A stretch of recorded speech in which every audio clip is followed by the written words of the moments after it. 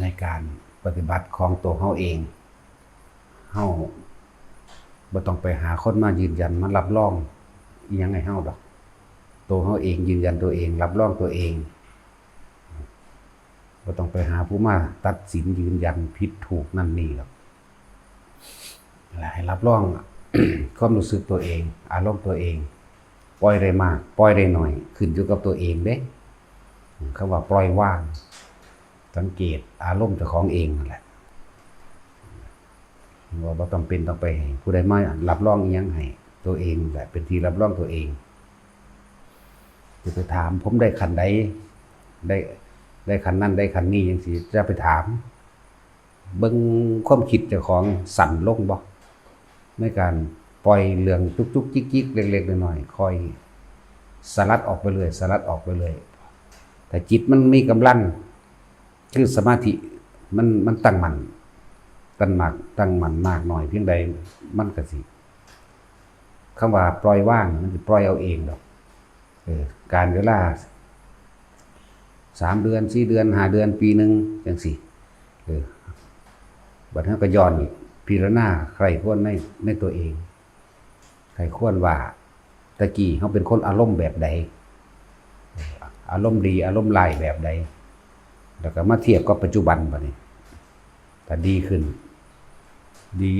คือเป็นคนบ่เรื่องมากเป็นคนบ่คอยนำเรื่องจุกๆจิกๆเรื่องนั้นเรื่องนี้เข้ามาคิด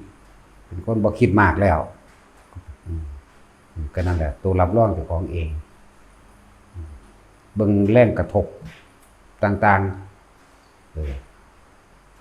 เบิ่งแรงกระทบคำสรรเสริญคำยกย่องยังดีใจยังติดอกติดใจหรือยังพอใจที่สิให้คนย่องเจ้าของอยู่ว่าแรงกระทบทางด่าแรงกระทบทางเขาตำหนิเขานินทาเขากล่าวตูต่าง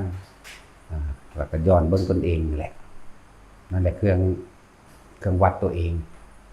จิตที่ถูกโลกธรรมกระทบแล้วนั่นแหละคือเครื่องวัดสุขเฮากับท่านหรือยังทุกข์เฮากับท่านหรือยังได้มาเสียไปได้ลาภเสื่อมลาภได้ยศเสื่อมยศมันมีอย่างเสื่อมมันมีอย่างใดหรือมันมีอย่างที่ยังพอใจอะไรบ่พอใจตัวนี้ได้เป็นตัวเครื่องวัดตัวเอง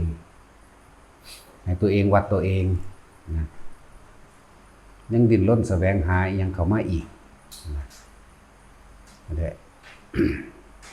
จังว่าตัวเองนั่นแหละสงสัยในตัวเองค้นไปหาในตนเองละได้มากได้น้อยกับตัวเองมารู้เอาเองนะ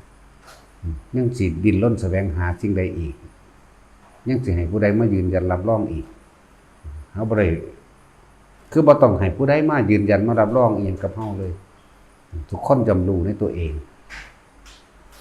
อารมณ์ความรู้สึกนั่นแหละเครื่องวัดตัวเองแต่บ่มีอารมณ์ความรู้สึกมีความพอใจเลยบ่พอใจเลย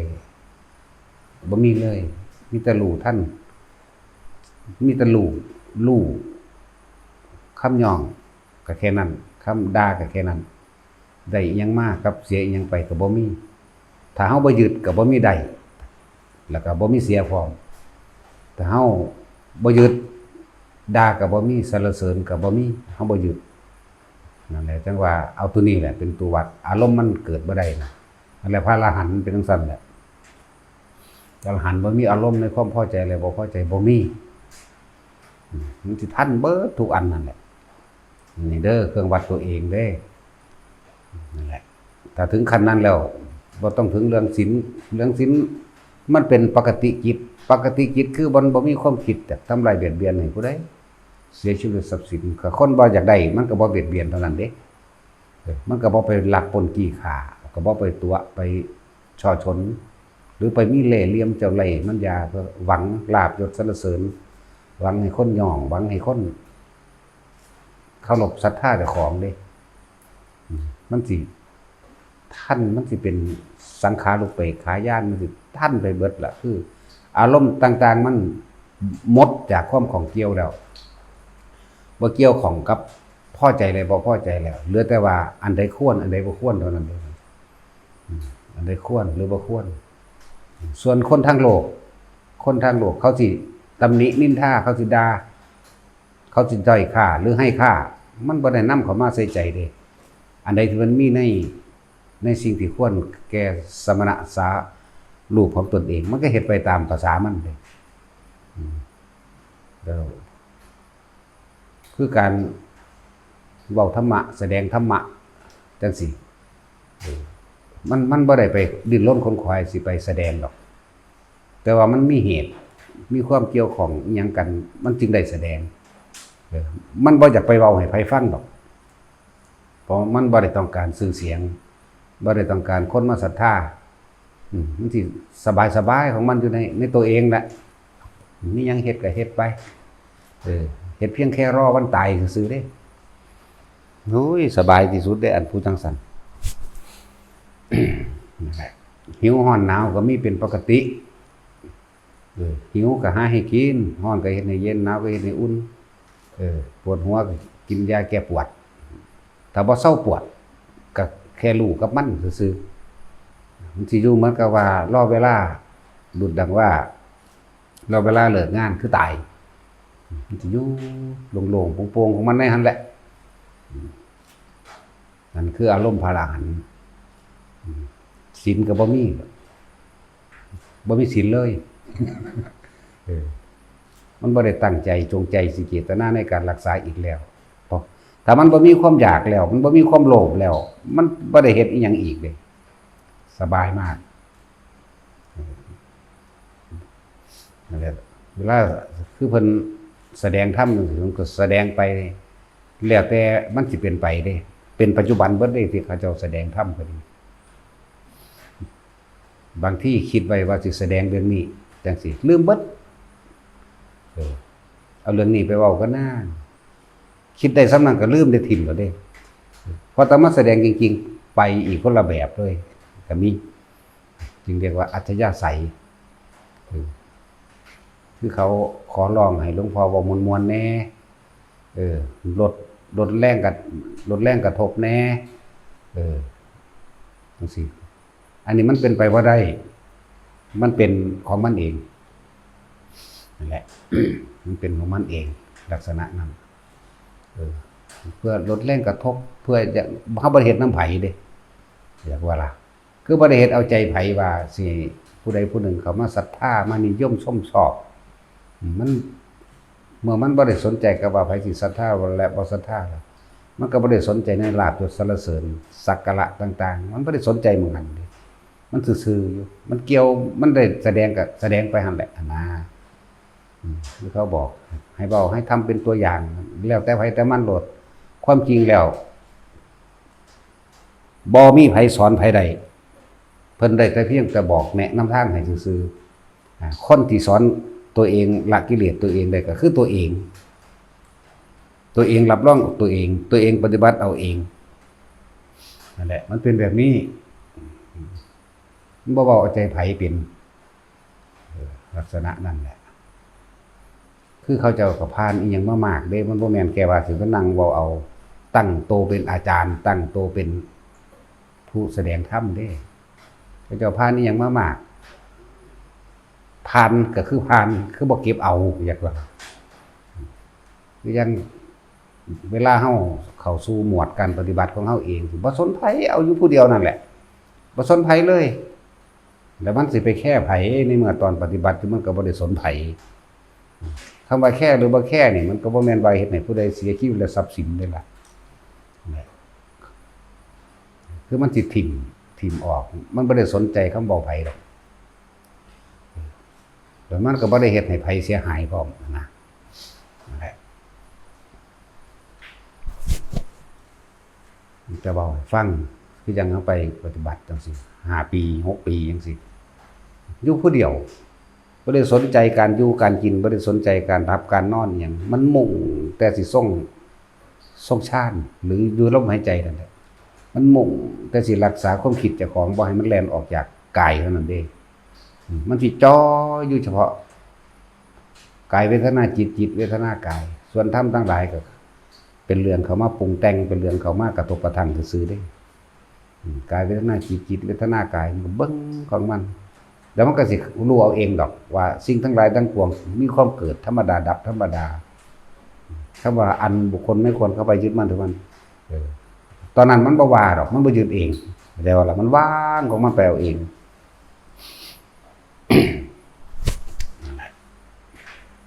จะไปดิ้นรนแสวงหาหรือสิไปปฏิบัติทางใดอีกสิไปสงสัยอีกอย่างอีกก็ในเมื่อตัวเอง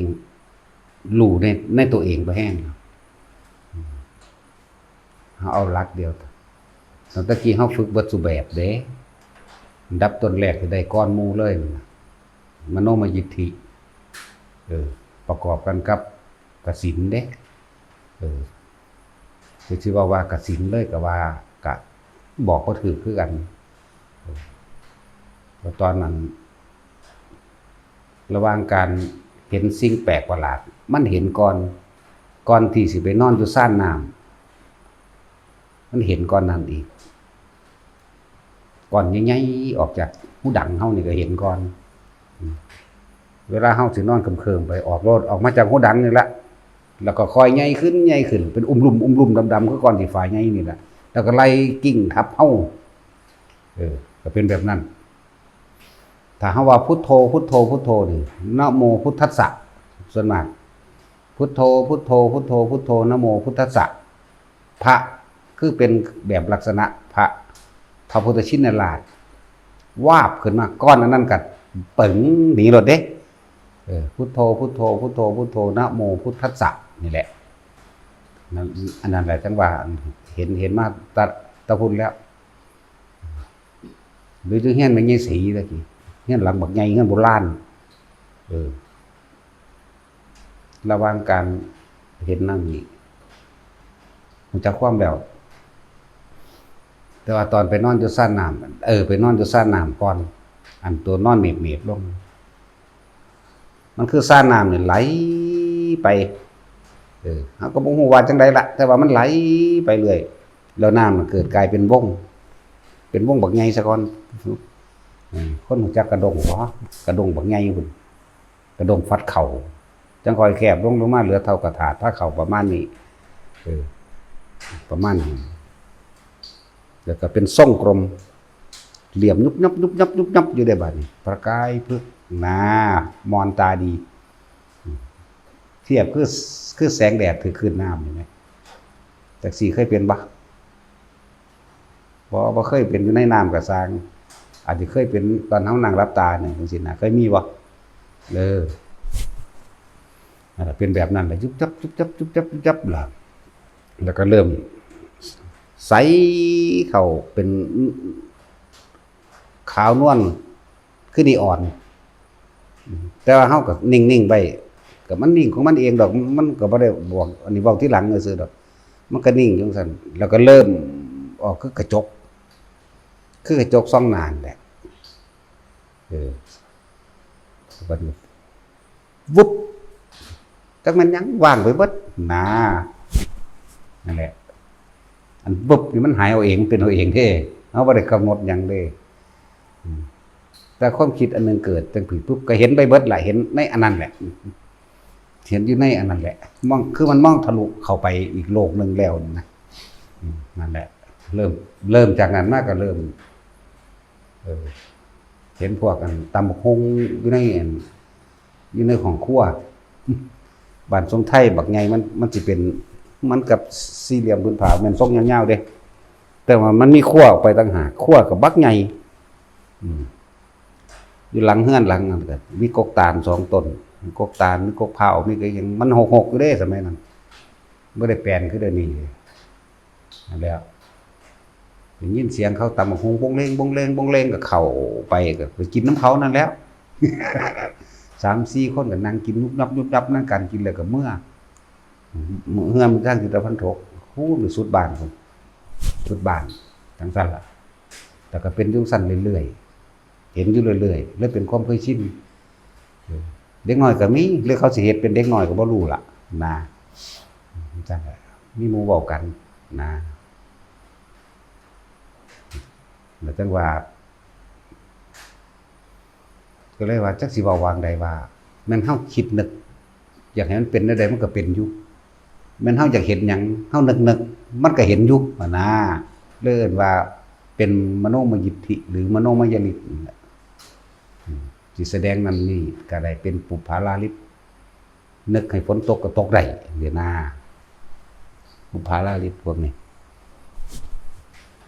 นั่นแหละจังว่ามันก็เป็นมาตรพุนบัดนี้เวลาเฮามันก็รู้ขึ้นมาเอาเองเด้ว่าเวลาเฮาจับภาพน้ำมันก็เป็นขึ้นมาเวลาเฮาจับภาพดินบ่ได้ไปเฮ็ดอันดินเป็นวงกสิณเด้ดินน้ำดานอันน้ำเดินวัดนี่ก็เป็นตะกี้มันบ่ได้เทปูนเด้ตะกี้ออกเวลาไปเล่นวัดนี่เล่นอันดินทรายอยู่วัดนั่นแหละมันทางเป็นของมันโลดก็ยืนซึ่งลึงอยู่หั่นแหละเป็นของมันแล้วก็เป็นวูไปเหมือนกันเลยกับเบิ่งน้ำนั่นแหละมันก็เป็นมาตรโดนแหละบ่จักความใส่ดอกแล้วมันเป็นแบบนั้นลมก็เหมือนกันเบิ่งลมพัดปลายสนมันก็เป็นวงกลมๆขึ้นมาเหมือนกันนั่นแหละดินน้ำลมไฟสีเขียวสีเหลืองเขียวเหลืองแดงจังซี่นึกเห็นเป็นแบบใดมันก็เป็นเด้นึกเห็นบังมันก็บังมันก็แปลกอยู่กับว่าท่านจักแนวใส่ดอกก็เฮ็ดเล่นๆหัวๆไปอยู่ตะของนั่นล่ะก็เลยว่าตะกี้เฮาก็ออกไปทางนั้น ออกไปทางเห็นนั่นเห็นนี่หลายอันหลายแบบจังว่าถ้าสิว่าฝึกมาแต่ยามใดก็มันบ่ได้ฝึกมันเป็นของมันเลย หรือว่าสวดมนต์ใดยามใดท่องจำมันเกี่ยวกับบทเพิ่นไปสวดงานคนตายบทสัพพิยถาบทตั้งมงคลตั้งหยังวะนี่ก็มันก็แค่จำทีเดียวมันก็ได้ไหมเขาเจ้าทำวัดยามมื้อแลงสิครับฟังไปมันก็จำได้ก็เอาไปว่าอยู่ผู้เดียวล่ะว่ากูก็กักไปตามภาษาแต่ว่าก็จำได้แต่ว่าแต่ยามใดก็แต่ยามพุ่นล่ะแล้วก็ค่อยสะสมมาแล้วก็ฝึกหลายอันหลายอย่างนี่40อย่างแต่ส่วนมากมันจะไปทางนั้นกสิณหลายกว่าเพราะว่ามันเห็นหยังแปลกๆเลื่อนว่ามโนมยิทธิก็ว่ามโนมยดิตก็ว่าแสดงนั้นอยากเห็นนั้นอยากเห็นนี้มันก็เห็นไปได้แบบทั้งนั้นต่อมาก็จังมาเรื่องของอนุสติ10ก็เข้าใจดีแล้วก็ที่ดอกเริ่มหลังๆมาจังมาเริ่มไล่เกี่ยวกับอสุภกรรมฐานศพตายไหมศพตายมีเลือดศพตายขึ้นอืดศพตายมีหนอนศพเป็นท่อนใหญ่ศพเป็นท่อนน้อยศพก็เลือกะจนถึงว่าศพเหลือแต่กระดูกหรือกระดูกเป็นท่อนๆอันจังมาเฮ็ดที่หลังดอกอันนี้เพิ่นใหญ่แล้วล่ะอันนี้เด้อจังมาไล่เอาเกสาโลมานาคาทันตาใบโตเนี่ยมาไล่ไปไล่มาไปก็ร่วมบึบคือเก่าเป็นแบบเก่าก็ร่วมอยู่พร้อมนั่นแหละอันตัวพุทธานุสติจังมาไล่ระลึกนึกถึงบุญคุณของพระพุทธเจ้าที่หลังนั้นคำว่าพุทธานุสติบ่แม่นคิดแต่ว่าอิติปิโสภควาเด้อยากว่าล่ะไล่ในอาการวัตตาสวดความเป็นมาของความสำเร็จของความเป็นพระพุทธเจ้าน่ะก็เพิ่นบำเพ็ญอันนั้นแน่อันนี้แน่ก็ไล่ไปสมัยครั้งแรกพุทธเจ้าของเฮานี่บำเพ็ญมาแต่สมัยศาสตร์ใดน้ออันนั้นนี่ก็ไล่ไปจนถึงสำเร็จก็ว่าแม่นสาวเดียวเด้ไล่ตะกุกตะกักไปซะก่อนคำว่าไล่คือระลึกถึงความเสียสละของเพิ่นนั่นนะมันบ่แม่นแค่ว่าระลึกแค่พระเจ้า10ชาติเองที่พวกเฮาแค่ฮู้นี่เด้ปรารถนาครั้งแรกของเพิ่นปรารถนาเนาะเลยโอ้จังโหเป็นนางวิสุทธิดาเป็นน้องของพระเจ้าองค์นึงพระปุราณทีปังกโรสัมมาสัมพุทธเจ้าถึงเพิ่นมีความปรารถนาลึกๆในใจสมัยสนั้นเกิดเป็นผู้หญิงเนี่ยมันก็รู้ไปของมันเด้นั่นแหละจังว่าได้ผ่านมาระลึกอยู่นาไปเรื่อยพุทธองค์บอกว่าอยากปัดโพธิญาณนี่ผู้ข้าปรารถนาสำเร็จบ่บอกความปรารถนามันปรารถนาได้อยู่แต่เป็นการดีกันว่าแต่ว่าเธอเพิ่งระลึกว่าความที่สำเร็จไปได้เธอต้องเป็นผู้ชายซะก่อนนี่นะมันก็รู้ของมันไปอันนี้หั่นแหละก็สิเอามาเว้าอยู่นี่ เกิดตอนนั้นเป็นผู้ชายเฮ็ดจังได๋สิได้เป็นผู้ชายต้องมีจิตใจแน่ๆและมั่นคงบ่หวั่นไหวกับเรื่องของเพศแน่ให้ถือศีล8ตลอดชีวิตจังซี่นะนั่นแหละแล้วก็เพิ่นก็ทำบุญทำทานเกี่ยวกับพระพุทธเจ้าองค์นี้กับภิกษุแสนหนึ่ง7 มื้อตลอด7 มื้อนั่นแหละจนมีภิกษุณีเพิ่นก็ไปบวชเป็นภิกษุณีเด้ได้บ่ล่ะเอาคนรมเฮานี่เด้ก็นั่นว่าเริ่มต้นนั่นเรียกว่าปรารถนาลึกๆในใจบ่ทันได้ทำนายหยังเด้นี่นั่นแหละก็เริ่มต้นมาหลังจากนั้นตามอธิษฐานบารมีของเพิ่นเองอธิษฐานบารมีบ่แม่นขอเด้เฮ็ดเอาเองตั้งใจมุ่งมั่นสู่จุดหมายในความปรารถนาความปรารถนาอันสูงสุดก็คือพระโพธิญาณสัพพัญญุตญาณแต่ว่าในปัจจุบันณขณะนั้นคือต้องการกระทำตนเองให้เป็นผู้ชายได้ซะก่อนเพิ่นก็เฮ็ดรักษาศีล8มาตลอดผู้ใดมาจีบก็สร้างไผสิยกให้ไผก็สร้างเพิ่นบ่เอาถ้าสิให้เอาหัวจังซี่คือกัดลิ้นตายเด้อกูเข้าใจว่าล่ะก็เลยตอนสุดท้ายต้องไปบวชเป็นภิกษุณีนั่นเอง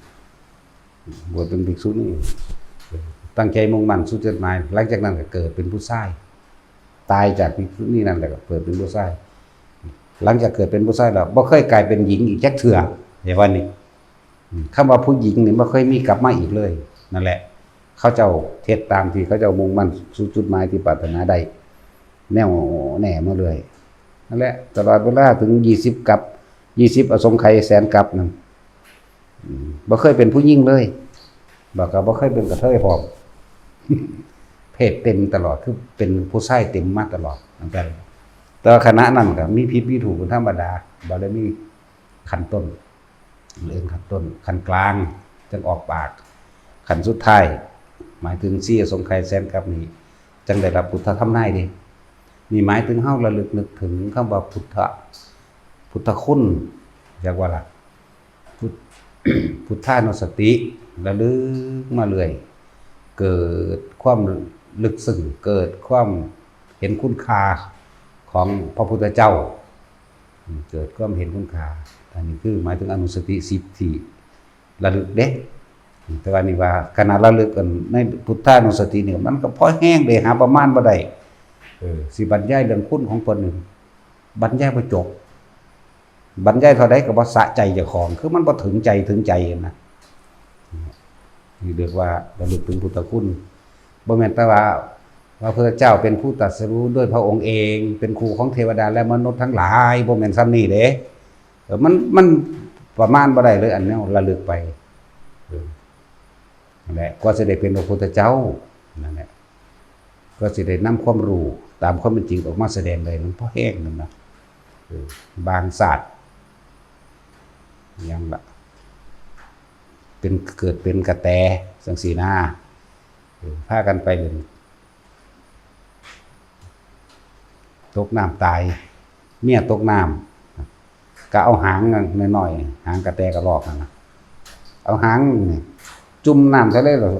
วิดน้ำทะเลสิให้มันแห้งนี่คือไงนั่นแหละความเพียรคนหนึ่งเพราะจะได้นั่งอันนี้แหละขึ้นมานะเมียเป็นนั้นพอเกิดพระอินทร์ก็เห็นใจก็เลยไปสุบชีวิตนั้นขึ้นมาให้จริงๆนะโอ้โหมันปานนี้เลยนะมันมีพวกเข้าสิคิดพ่ออยู่เอาสิว่าขนาดเข้าเป็นคนเอากับคุกตักได้เนี่ยเอาคิดว่ามันสิแห้งอยู่บ่ตักน้ำทะเลสระน้ำทะเลให้มันแห้งเพื่อเอาบุคคลนั้นเป็นที่รักขึ้นมานั่นแหละความรักนั่นแหละเป็นทั้งสั้นบางศาสตร์ก็เกิดกลายเป็นกินนอนกินนารีคือผู้หญิงกินนอนคือผู้ชายนั่นแล้วบักห่ายักษ์ใหญ่นั่นเอาธนูมายิงเห็นเขาเจ้ากำลังขับเสผ้าร้องเพลงจีบเกี่ยวกันอยู่เขาจะมีความสุขเนาะโผมยังไงกษัตริย์องค์นี้มาเห็นแล้วอิจฉาเขาจากได้นั่งกินนารีไปเป็นเมียกับเอาธนูยิ่งใส่กินนอนตายอังมังบัดทีดีก็เพิ่นนี่ก็เว้าเข้าข้างเจ้าของนั่นแหละอันผู้มันยิ่งมันจากได้เมียเขานั่นเนาะว่าเจ้าไปนี่สิให้แต่งเป็นมเหสีเอกแบบนั้นก็มีความสนุกสุขสบายกันผู้หนึ่งมันเครียดมันแค้นพอแห้งแล้วเด้อัน ถ้ากูกัดข้อมึงได้ขาดกูจะกัดเลยได้นะนั่นนี่หมายถึงความหลักของพระนางพิมพาตอนนั้นเป็นความหลักของพระพุทธเจ้าโคดมเฮามันบ่ตอนที่เป็นกระแตนน่ะเอาหางสิไปวิดน้ำทะเลมันแห้งเพื่อสิงุ้มเอาเมียไหมเฮ็ดได้อยู่ว่าล่ะมันเป็นเฮาหูหาเอาไม้แมงกูเด้เนาะตาสิน เอาไม้พระเจ้าตาสินเอาแล้วเนาะ แต่มีอยู่ผู้หนึ่งอยู่กูยังเอาซ้อนกัน4-5คนอยู่เนาะตาสินเฮาโอ้ยบ่เนาะน้ำดอกคนนั่นบ่มีสมองคนบ่รอ คนบ่รอถ้ารอคือข่อยนี่คืออยู่เอาซ้อนกันแมงที่ได้เก็ดละ8นี่พูดถึงความหลักตอนสมัยเพิ่นเกิดเป็นกระแตกระรอกกระแตพวกเขามีความคิดว่าสิสระน้ำทะเลออกได้อยู่บ่สระน้ำทะเลแห้งแล้วสิไปงุ้มเอาเมียนี่แหมโว้ยหาเอาไม้แมงบ่ได้กูนี่ มันบ่อึดแหมเนาะ นี่คือความหลักเข้าใจว่านี่คือคนเข้าถึงคำว่าความรู้สึกแห่งความหลักจิตวิญญาณในความหลักคือมันจะตายก็ค่อยตายน้ำกัน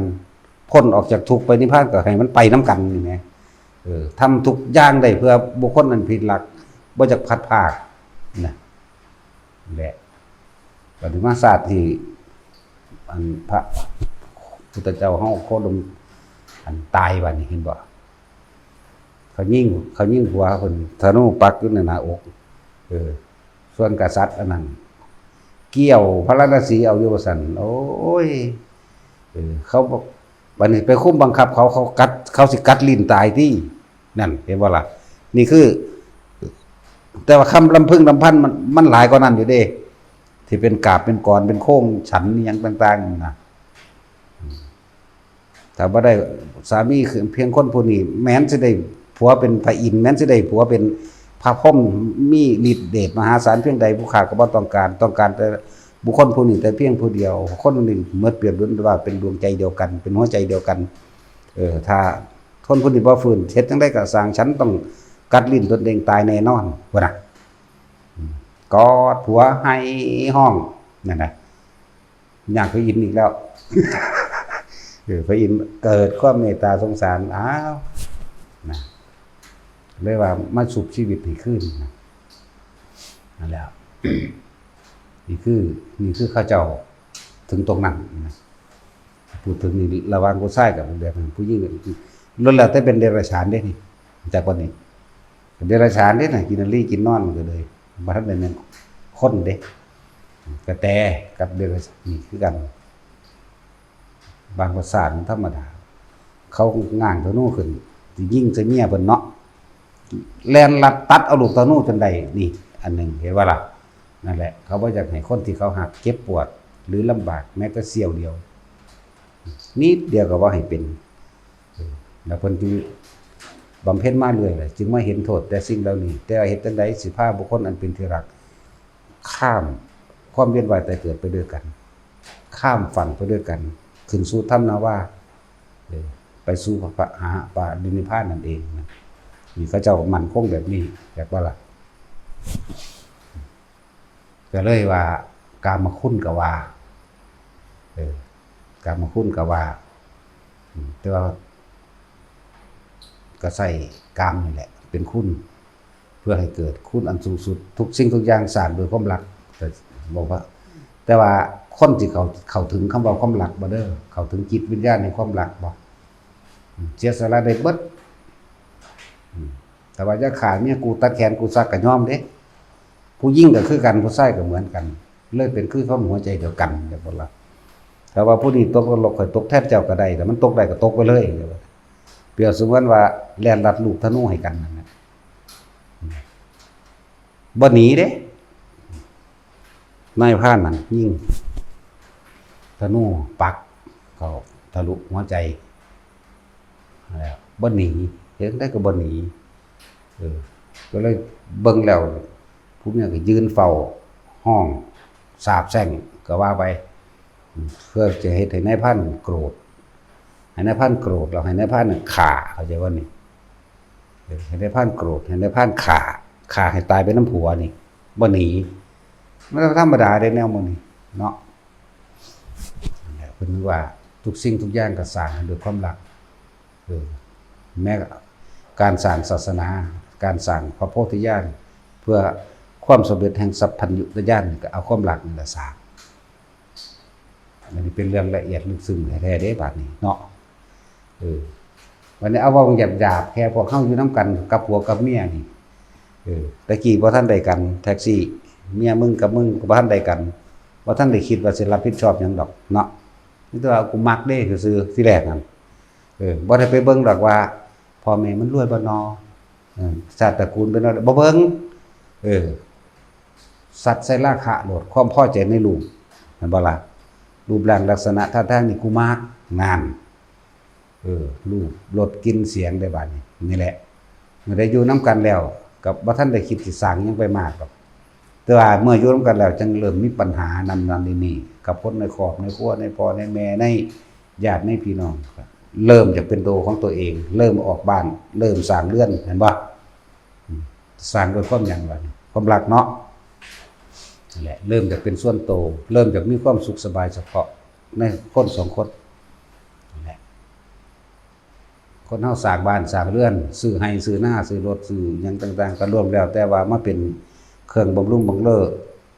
รูปรสกลิ่นเสียงอารมณ์ใคร่นั่นบ่ล่ะคือว่าคนบ่มีเมียคนบ่มีผัวนี่ซั่นมันจะเฮ็ดหยังปานใดเด้บ่ดิ้นรนหาเด้เนาะเห็นบ่นั่นแหละเปรียบเทียบให้ฟังหลายๆอย่างกว่าพระพุทธเจ้าเฮาสิสร้างสิได้นำธรรมะคือความจริงพุทธะด้วยความปรารถนาในใจแล้วก็ทำตัวเองไปแต่ว่าในคำว่าสัมมาสัมพุทธเจ้าก็ต้องอาศัยคนเริ่มจากคน2คนก่อนแม่นบ่ล่ะคน2คนก็คือนางพิมพากับพระสิทธัตถะเฮานี่แหละเริ่มจากตัวนี้นะมาเริ่มแล้วก็เริ่มเพื่อเพิ่นเข้าใจเข้าถึงจิตวิญญาณแห่งความรักนั่นเองเฮ็ดจังใดสิพาคนที่รักนี่ข้ามพ้นทุกข์ไปด้วยกันเลยแบบบ่ต้องกลับมาทุกข์อีกนี่แหละก็เลยต้องเอาตัวนี้แหละเป็นตัวดึงผู้นั้นดึงผู้นี้เข้ามาสิว่าสิสำเร็จเนาะ40อสงไขยมาเด้รู้จักบ่ล่ะ20อสงไขยแรกน่ะปรารถนาในใจซื่อๆเด้มา20อันที่2จะเป็นอุปปารมีเด้จักบ่ล่ะแล้วจังมาออกปากได้บัดนี้ออกปากผู้ใดถามว่าเจ้าเฮ็ดไปเพื่อหยังเจ้าคือเฮ็ดน้ำข้นคักแท้น่ะโอ้ข้อยปรารถนาจะเป็นพระพุทธเจ้าองค์หนึ่งในภายภาคหน้าจังออกปากนะพุ่นละจนถึงว่าได้รับพุทธธรรมนายนะครับมันบรรยายความเสียสละของสองพระองค์นี่ยากขนาดมันยากบัดนี้พวกเข้ามาถึงเวลานี่แค่อยู่ในแค่หู้ดังแค่ลมหายใจนี่ยังว่าจะของยากอยู่เนาะแม่นบ่แค่มีสติระลึกรู้ทำความรู้สึกตัวอยู่เพียงแค่ลมหายใจทำความรู้สึกอยู่ในกายแห่งตนเองกายเวทนาจิตลมหายใจคือกายในกายอยู่แล้วเวทนาในเวทนาคืออุเบกขานั่นแหละที่เฮาเอามันมาทำความรู้สึกอยู่กลางหน้าผากเฮาเองดีว่าอุณาโลมจิตเป็นตัวรู้หยังก็รู้ลมหายใจแน่นี่แหละก็รู้ความรู้สึกในกายนี่แหละกายเวทนาจิตเวทนากายตั้งมั่นแล้วสิวันไหวหรือบ่วันไหวจากกัดโลกธรรมทั้งหลายนี่ก็ขึ้นอยู่กับตนเองมันคือเฮามาคิดเบิ่งแล้วเฮาเอาเปรียบเพิ่นเนาะเปรียบเทียบกันบ่ได้หรอกว่าซ้ำหมู่นี่เทียบบ่ได้กับสิ่งที่เพิ่นเสียสละชีวิตบัดนี้เฮายืนอยู่นี่เฮาเลี้ยวขึ้นไปถึงท้องฟ้าเด้อบ่มีเครื่องบดบังอยู่ในวงแห่งสายตาเฮาเองเพิ่นบริจาคดวงตาก็มากมายดุจดังว่าคือยิ่งกว่าดวงดาวบนท้องฟ้านี่เข้าใจบ่ล่ะให้ชีวิตเป็นทานก็มากกว่าดวงดาวบนท้องฟ้าอีกให้อวัยวะต่างๆเป็นทานอีกแล้วก็สละชีวิตเพื่อผู้อื่นได้นี่มากยิ่งกว่าเลือด ที่สาระออกไปนั่นน่ะมากยิ่งกว่าแม่น้ำในทะเลทั้งสี่แต่ว่าทั้งสี่นี่บ่แม่นทะเลอ่าวไทยบ่แม่นปิโตหยังอีปิเรเนียมโรเนียมหยังบ่แม่นอันนั้นเด้จักบ่ล่ะ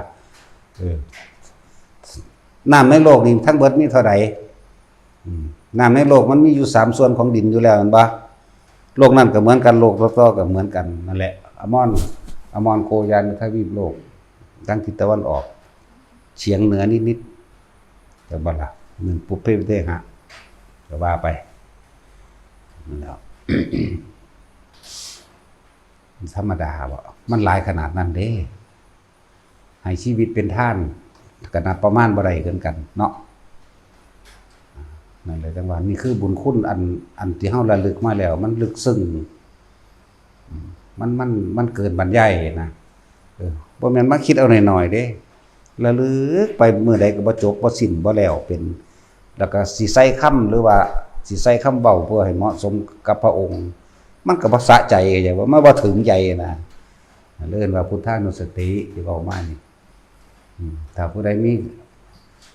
ความละเอียดละออในการว่าเพิ่นเสียสละแบบใดก็ศึกษาได้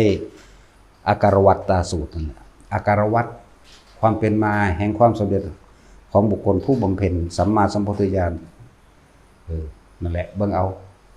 อ่านเบิ่งในหันแหละแต่ละหัวข้อตัวละหัวข้อนั่นมันแตกกระจายออกหลายเด้อาการวัตตาสูตรกับภาษาลีบุตรเพิ่นได้เป็นผู้ถามจากว่านี่ถามความเป็นมาว่าบำเพ็ญเพียรบารมีมาแบบใดภาษาลีบุตรได้ถาม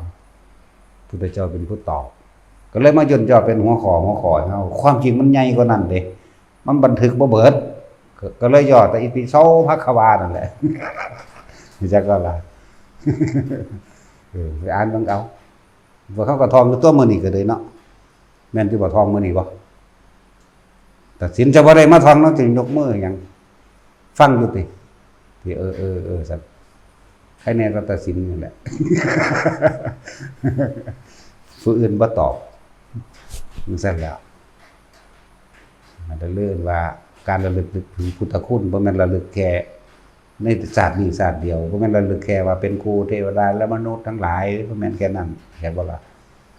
นี่ก็ระลึกถึงคำว่าพุทธคุณในอาการวัตตาสูตรทั้งเบิดนั่นแหละคิดเห็นแล้วมันลึกซึ้งเกินบรรยายนะการระลึกถึงพระธรรมที่แรกเขาก็เริ่มต้นโดยโพธิปักขิยธรรม37อย่างนั่นแหละมีสติปัฏฐาน4สมปัฏฐาน4อิทธิบาท4อินทรีย์5พละ5โพธิ7มรรค8แหลกละเอียดเบิดแล้วแหลกละเอียดเขาจะว่าแหลกละเอียดบ่ของบ่ค่ายอย่างจังๆในหันแม้การกระทำพร้อมนี่นะนั่นแหละสั้นๆและการระลึกถึงคุณของพระสงฆ์บัดมาที่แรกพระพุทธเจ้าเป็นผู้รู้ผู้ตื่นผู้เบิกบานหรือเป็นผู้รู้ความจริงบัดนี้เรียกว่าพุทธธรรมนำความจริงของหลายแก่ของหมู่สัตว์โลกสิ่งใดที่พระองค์บรรลุบ่มีเลยนำความจริงมาบอกมาสอนมาแนะให้กับหมู่สัตว์โลกทั้งหลายเรียกว่าพุทธธรรมพุทธเรียกว่าพุทธธรรมแล้วจังมาสงฆ์ถ้ามีแต่พระพุทธเจ้าบ่มีสงฆ์สาวกเป็นผู้สืบทอดคำสั่งสอนมามักกับคำว่าพระพุทธเจ้านี่เกิดขึ้นบ่ได้จักบ่ล่ะแต่ต้องให้ว่าต้องเป็นปัจเจกพุทธะแค่นั้นเองนะก็เลยว่าพุทธธรรมสงฆ์นี่แยกกันบ่ออกแยกกันบ่ได้เด้สิว่าพระพุทธเจ้าเด่นแล้วพุทธเจ้าก็เด่นก็เด่นไปก็เป็นปัจเจกไปถ้าเกิดว่าบ่มีผู้ใดนำธรรมะคำสอนเพิ่นออกมาแสดงมันบ่ล่ะที่เพิ่นว่าพระรัตนตรัยเป็นแก้วอันประเสริฐยังก็ว่าไปเพิ่นเทียบแล้วพุทธธรรมสงฆ์นั่นแหละเป็นที่พึ่งของพวกเฮาพุทธะคือพระพุทธเจ้าคือรู้ธรรมคือความจริงสงฆ์คือเจ้าของเองจักบ่ล่ะสร้างพุทธธรรมเข้ามาในตนเองเลยเป็นพุทธธรรมสงฆ์ก็คือตัวเฮาเองให้มันได้ให้ได้แล้วพวกเฮาบ่ได้บำเพ็ญอิหยังยากคือเพิ่นดอกแค่อยู่ในหูดังเลยบ่ได้ยากปานนั้นพวกเฮานี่คือเหมือนกับคนอมเข้าไว้บ่ทันได้กลืนลงซื่อๆเด้เห็นบ่ล่ะมันสั่นแหละ เพิ่นจักอีหยังคือว่าสิทางป่าดงพงไผ่ออกเป็นเห็ดเป็นไหหน้าได้สิจะปั้นคันหน้าได้สิว่าสิทดน้ำได้สิว่าสิเฮ็ดแปลนหาฝุ่นหาปุ๋ยหาเมล็ดพันธุ์พืชอย่างต่างๆมาเก็บสิว่าสิหว่านกาสิว่าสิดำสิว่าสิไขน้ำออกนั่งใส่ฝุ่นใส่ปุ๋ยเก็บเกี่ยวเป็นหมากมาแล้วเอาไปตีไปตำเป็นในขกเป็นเม็ดข้าวสารออกมาจนว่าถึงกัดขันว่าเป็นไอทวนอยู่ในกองนั่นนะเนาะพวกเขาแค่ว่าจกกินใส่ปากมันเด้นี่เข้าใจว่าล่ะพวกเขาแค่จกกินในปากคืออานาปานสติเข้าใจบ่นี่เท่านี้นึงได้บ่นี่พวกเขาเฮ็ดซ้ำนี้ก็ยากเนาะซ้ำนี้ก็คือยากคักแท้นะนั่นแหละนี่คือสิ่งที่เฮาปฏิบัติมาระลึกมาก็ว่าไปเริ่มปฏิบัติตั้งยามใดก็ยามมันหูมันเห็นอันนั้นแหละสิว่าถ้าเกิดก็ว่าท่านยังปานใดล่ะจัก 2-3 ปีนี่ล่ะไปประมาณนั้นแหละที่มันหูแต่ว่าบ่แม่นปฏิบัติได้มันยังเป็นของมันมาอยู่เลยจนว่ามาบวชเรียนแล้วจังมามีข้อมูลเกี่ยวกับธรรมะอันนี้นะเดี๋ยวมาท่องจำเอาอภิธรรม7มาท่องจำเอาพระไตรปิฎก3ฉบับพุ่นดิเดี๋ยวแม่นของหาง่ายคือเดี๋ยวนี้อันเดียวไป3ฉบับเรียงกันอักลากอยู่ฮอดบ่มีผู้ใดเอาไปอ่านพอปานใดเนาะตะกี้บางวัดก็บ่มีเด้มีเขาเจ้าก็ใส่กุญแจขังไว้ เป็นของศักดิ์สิทธิ์เป็นของแตะบ่ได้เป็นของที่ว้ายจะไปใกล้ได้มันบาปว่าซั่นโอ้ยตีปากเอาจักบาทเจ้าอาวาสมันก็เลย บาดเจ้าของอีหยังเอาเทียนมาอามงามเข้าไปเลยนั่นแหละลุกคุกคุยไปดีว่าซั่นดีหิแมงบ่ บ่ได้รู้จักหยังนั่นแหละคนจึงเสื่อมถอยจากความจริงเพราะว่า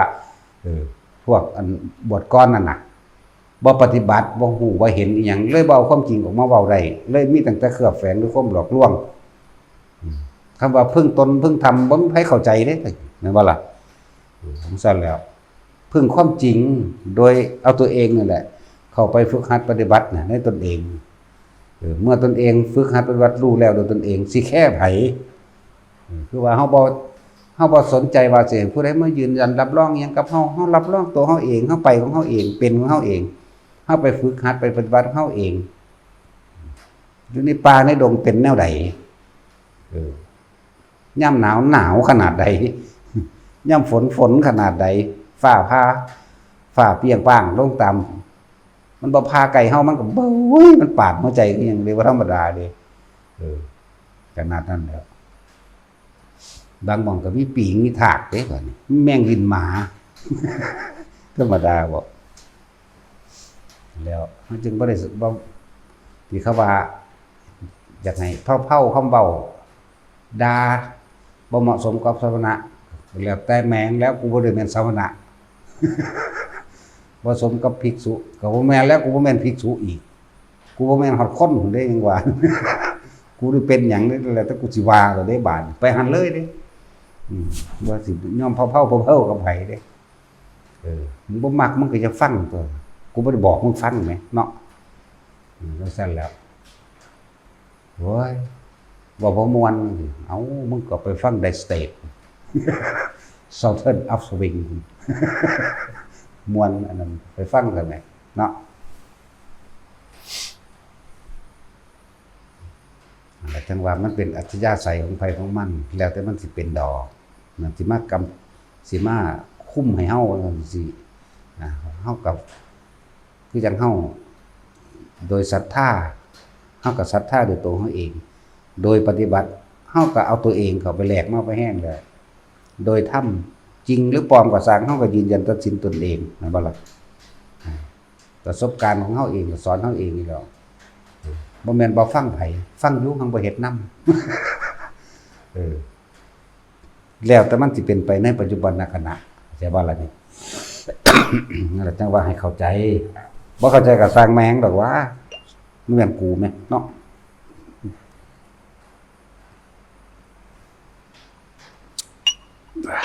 รสหวานทานง่ายแม่บ้านก็บ่นเป็นประจำตาสินเศร้ากินแล้วบ่เด้อตาสินเจ้าเลือกจักหน่อยอยู่เอาจักหน่อยอยู่เฮ้ยเจ้าพ่อบ่มีสมองแหละจักอยู่ว่ามันเป็นหยังก็เลยและอัตยาศัยในการแสดงธรรมเป็นของไปของมันบ่ได้เกี่ยวกันกับว่าต้องพูดไพเราะเพราะพิงต้องปิสุณวาจาอย่างแล้วแต่แมงสิมักบ่มักเด้ปิสุณะน่ะรู้จักบ่รู้จักปิยะบ่แปลว่าหยังแปลว่าที่รักปิยวาจาวาจาอันเป็นที่รักที่ชอบใจว่าซั่นกูสิไปเฮ็ดเอาใจไผเนาะนั่นแล้วว่าไปนั่นแหละตอนอยู่ในป่าสูคือบ่ไปเบิ่งกูได้สั่นแม่นบ่ล่ะมันนั่งเข้าไปเสื้อมันสิเข้าชานได้สิว่ายุงสิเซากัดได้มันบ่แห้งเด้ยุงกัดเต็มโตอยู่เด้ปล่อยเลยแต่มันเข้าไปออกมาก็บ่มีดอกเพราะตัวนั้นมันสิแนวรักษาเฮาแล้วชานองค์ชานเฮาเองรักษาเฮาเองพอแห้งแล้วไปฝึกเฮ็ดบ่ทุแนวแหละฮอดดักมุดน้ำพุ่นล่ะจับไว้นี่จับมันเอามันบ่มีแนวจับบ่ต้องหาแนวไปตอกเอาเองเด้ตอกปุกๆเพราะมันหมดบ่ได้หมดเลิกดอกก็ว่าวิทย์มาจากศอกนึงจากหัวเฮานี่ทดลองเบิ่งก็เดี๋ยวกุ้งตอดเอาอยู่สิธรรมดาวะที่แรกว่าท่านได้เอาหมดตรงเด้เอาเพียงนี้ซะก่อนทดลองไปเรื่อยแล้วเฮ็ดไปนะก็เฮาทดสอบทดลองตนเองเลยนี่เฮาบ่ได้ไปเฮ็ดให้ไผเห็นพร้อมเด้อยู่แมงผู้เดียวนั่นแหละบัดนี้งูก็มีเด้งูปลางูไตแหโอ้ยเป็นสารพัดหยังเดี๋ยวมึงเถอะกูเลิกแล้วกูสิเฮ็ดน้ำข้าวปุ้นบ่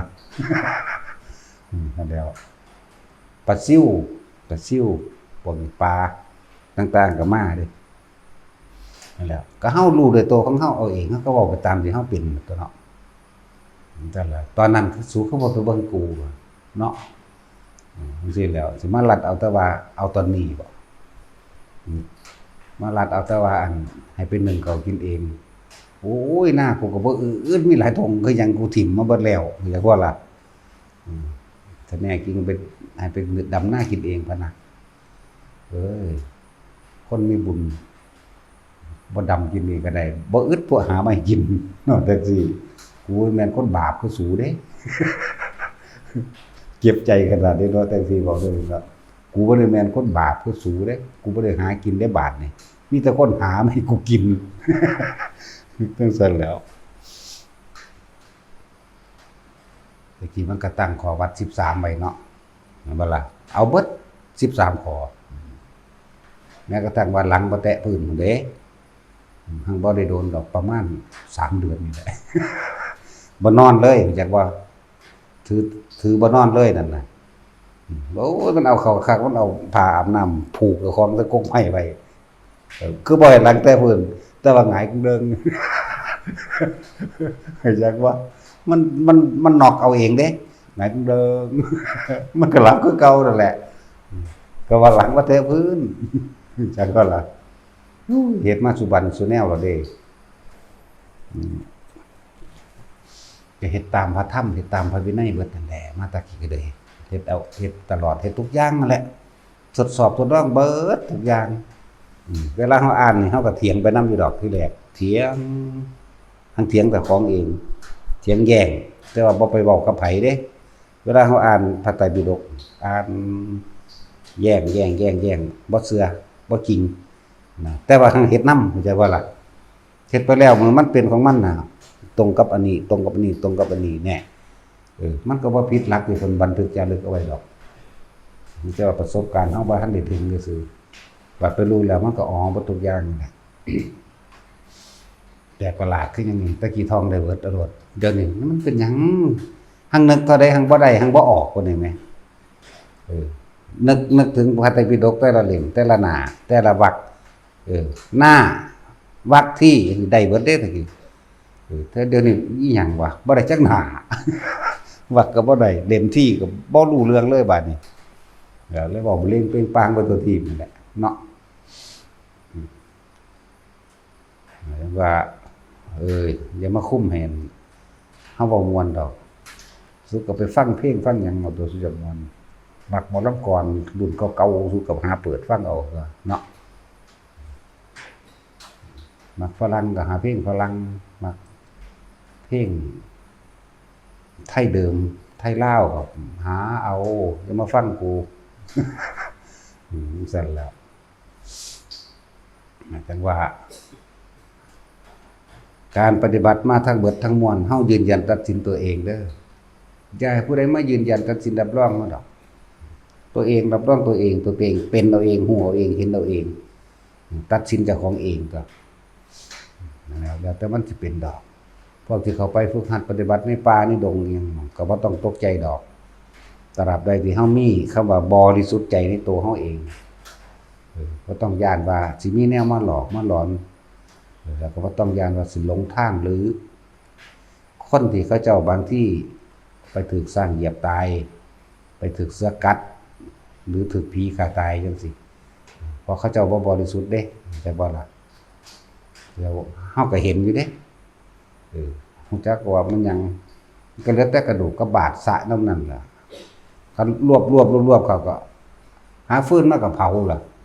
บ่ได้สวดหยังดอกอันใดพอใส่ได้ก็เอาจักบ่ล่ะก็บังสกุลเอาเลยนะบ่เห็นว่ามันนำมาเอาเลยล่ะเนาะกระปุกละบางอย่างมันก็ดีอยู่ดีมันเป็นกระปุกเล็กพุ่นเด้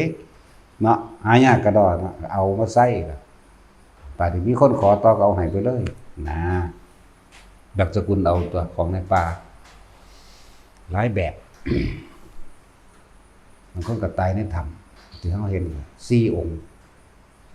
จักสิองค์จักสิหยังแล้วเลยเอิ้นทำพระกันไปเอาเหล็กไหลเขาว่าแน่มันก็มีความโลภอยู่มันก็สมควรตายนั่นแหละเนาะผีฆ่าตายอย่างว่าล่ะจังซั่นแล้วจังซั่นก็มีบางคนก็สิถูกหลอกหลอนแปลงเป็นรูปร่างเป็นตะยันตะกลัวแล่นหนีตกเหวตายจังซี่ก็มีนะเพราะว่าบ่บริสุทธิ์ถ้าบริสุทธิ์ซะอย่างบริสุทธิ์หมายถึงศีลนั่นน่ะหมายถึงว่าใจของเฮาบ่มีความคิดเบียดเบียนทำลายผู้ใดผู้หนึ่งสิทรัพย์สินบ่ได้ปรารถนาบ่ได้ต้องการจะเอาทรัพย์สมบัติทรัพย์ทั้งบัตรที่เดรัจฉานรักษาเอาไว้อย่างเช่นงูเข้าใจบ่นี่ทรัพย์สมบัติที่หมู่เหล่านาครักษาเอาไว้นี่ก็นาคต่างหากแต่ว่านี่ทรัพย์สมบัติอันเป็นภูมิเทวดาหรือลูกะเทวดารักษาเอาไว้อันเป็นพวกเราคนท่านและคุมพันที่แต่บอกภาษาบ้านเฮาง่ายๆว่าผีรักษาเอาไว้บ่ได้ไปอยากได้เห็นบ่ล่ะเนี่ยมันก็ซื่อๆอยู่ได้มันบ่เป็นหยังเลยก็ดังนั้นก็มีแต่เขาทดสอบทดลองซื่อดอกเดินจงกรมอยู่ก็มาหัวเราะเฮาทั้งที่ก็เฮ็ดเสียงโหยหวนเป็นตาย้านหยังเด่นธรรมดาเด่นแว่วๆอยู่ไกลๆก่อนที่แรกแว่วอยู่ไกลๆคนเด่นไกลเข้ามาจังซั่นแหละบางทีก็เว้าใส่หูเฮาบ่รู้เรื่องดอกยังบ่จังซั่นมีเบิดนั่นแหล้วแต่เฮาก็บ่สนใจมันเว้าอีหลีเด้ว่าเด้จังซี่อีหลีเด้อนั่นแหละบางทีก็คือจังสะบัดถุงยางผู้ใดเคยวางปุ๋ยถุงยางควักๆนะเด้อนะบางทีก็มีบางทีก็ปิ้วบัดนึงเนี่ยกายดังเข้าไปก็มีนั่นแหละหลายอย่างแต่คนบ่เคยพอหรือประสบการณ์บ่ทันได้ก็บ่ทันถึงเสียคือบ่เฮ็ดจังซั่นคือบ่เฮ็ดจังซี่เด้โอ้ยมึงรู้จักประสบการณ์ปัจจุบันบ่มันบ่ได้ตั้งค่าเด้มันประสบพบขึ้นในขณะนั้นโลดนั่นบ่ล่ะซี่แล้วมีจังเฮาเดินจงกรมเนี่ยคือจักขนาดตัวเองเนี่ยหลายเทื่ออยู่เด้ย่างเข้ามาเอามือแตะกันได้เลยนี่แต่ของเองนั่นแหละย่างเข้ามาบัดนี้ก็หัวเริ่มเปื่อยหนังหัวนี่เปื่อยออกคือจังคนหลอกหนังเข้าใจบ่นี่ก็ยืนเบิ่งหันอยู่แล้วบ่ไปใส่ได้ยืนเบิ่งอยู่นั่นแหละแต่ตอนนี้เริ่มจับลมเดินฮู้จักลมแล้วจักบ่ตอนนี้เข้าใจหลักการใส่ลมแล้วตอนนั้นบ่ทันได้เข้าใจปานใดมีแต่สู้กันเลย เฉพาะเรื่องฤทธิ์เรื่องเดชสู้กันเลยเด้ตะกี้พูดแล้วไปเที่ยวเมืองบาดาลธรรมดาบอกเขานั่นอยู่ปากถ้ำ2คนเขานั่นล่ะเขาบอกให้เฮาหนีให้ออกไปบอกไปว่าสู้กันโลดสู้กับกูเด้ธรรมดาบอกสู้เขาได้เด้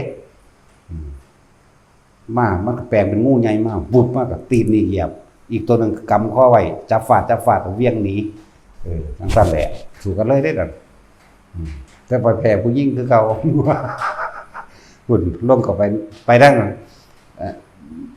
มันคือมีลำธารน้ำอยู่ในถ้ำนั่นแหละลำธารน้ำน้อยๆเย็นอย่างพอดีผู้ยิ่งกันกับมันคือจังมันถ่าเขาเนี่ยแหละแล้วก็ถ่ายิ้มถามว่าจังสันจังสี่กูกระดูกกำนมหมดแล้วกูธรรมดามันงามก็ยังดีคนก็งามยังก็งามโอ้ยจับหมดแล้วบ่ฮู้แผนเขาที่ฝุ่นมันมาทั้งหลังคุณฟาดปัวเขาทั้งหลังเลยธรรมดาว่าอันพวก2ตัวนั่นแหละมาทั้งหลังแพ้บางนี้จะก็นี่แหละแพ้ใครแพ้แค่ราคาว่าเอาได้ก็เอาแมงก็แล้วแต่ยังบ่ยอมได้นั่นครั้งที่1แต่ก็แพ้แต่ว่ามีผู้ซอยอยู่เด้อีพอที่บัวเป็นบัวเด้อซอยหลวงตาบัวนั่นแหละหยิบข้อขึ้นมานี่ขึ้นมาเลยบึบขึ้นมาหลังเข้าใจว่านี่ยังซั่นเงือกซะเลยแม่งกูสิเมื่อใดบ่น้อบาดนี้น้อว่า5 ปี10 ปีลืมบ่น้อบาดนี้น้อว่าเอาต้องเอาให้ได้นะมันแล้วจังซั่นแหละก็สิเว้าเรื่องมโนมยิทธิเต็มกำลังมันยางออกเลยเด้สิบอกให้เด้อมันยางออกอันนี้เข้าใจบ่นี่เฮานั่งมันยางออกฝึกให้มันเป็น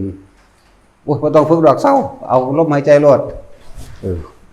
มัน30กว่าปีแล้วได้เฮ็ดของพวกนี้มานี่บ่แม่นหาแต่สิมาเว้าเอาฝึกซ้ำนี่เด้มันก็ย่างออกรถเด้นั่นน่ะเวลาอยากไปไสมันก็ปล่อยไปเลยเด้อยากไปไสนึกไปเมื่อไหร่มันปุ๊บไปหังหันรถเด้เดี๋ยวไปอีกไปสู่อีกธรรมดาบ่นี่สิไปกลุ่มเอาอีนั่นอีกอยู่คนละแบบดอกก็ถึงฟ้ามือแล้วก็ลองไปแบบบ่มีอันนี้มันก็เข้าไปธรรมดาแหละไปเห็นก็มีหมู่พวกเพื่อนฝูงเฮ้ๆฮ่าๆกันเป็นธรรมดาเดี๋ยวบัดนี้แล้วก็เอานั่นอันนี้มาให้แต่สิเว้าว่าเครื่องของบูชาหรือเครื่องระลึกของเขาแทนดอกไม้คือเฮาเอาดอกไม้มาไหว้พระหรือคือเฮามีของฝากเจ้านายเก่าจังซี่แหม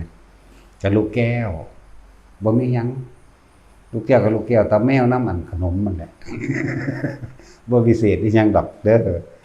ผู้ใดว่ามันวิเศษลูกแก้วพญานาคพญาเนกมันขี้หูดาก